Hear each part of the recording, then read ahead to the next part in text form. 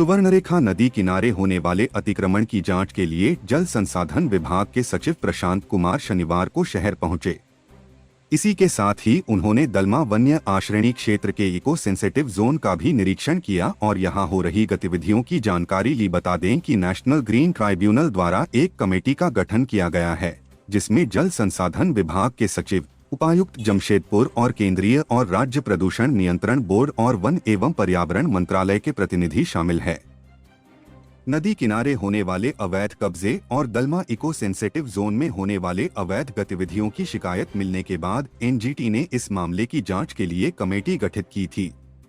इधर सबसे पहले जल संसाधन विभाग के सचिव प्रशांत कुमार ने विभाग के अधिकारियों व कर्मचारियों के साथ बिष्टुपुर परिसदन में एक बैठक की। यहां उन्होंने कार्यों के संबंध में विस्तार से जानकारी ली। इसके बाद वे जांच के लिए कई इलाकों में गए।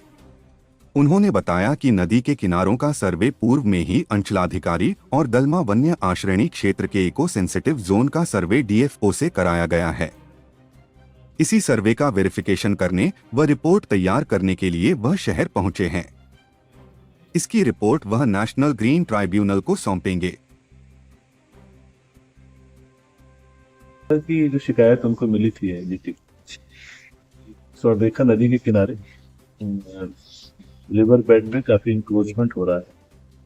इसके अलावा जो दलमा वाइल्ड लाइफ सेंचुरी है, उसके इको सेंसिटिव जोन में काफी सारे गतिविधियां हो रही हैं जो नियमानुसार नहीं है। तो उसको विजिट करके, उसको अध्ययन करके एक रिपोर्ट देना है कि क्या फैक्चुअल स्थिति है और क्या उसके लिए रेमेडियल मेजर्स लिए जा सकते। उसी क्रम में हम लोगों ने पूरे नदी के दोनों किनारों का सर्वे पहले ही करवा लिया था अंचलाधिकारियों से, और इको सेंसिटिव जोन का भी सर्वे डीएफओ दलमा के द्वारा कराया गया था। उसी को हम लोग आज वेरीफाई करने के लिए और टेस्ट चेक करने के लिए आए थे, जो हम लोगों ने अपना फील्ड विजिट के दौरान किया। अब इस पर हम लोग अपनी एक रिपोर्ट तैयार करेंगे कि इसमें क्या रेमेडियल मेजर्स लिए जा सकते हैं। इसी क्रम में विजिट थी और ये आज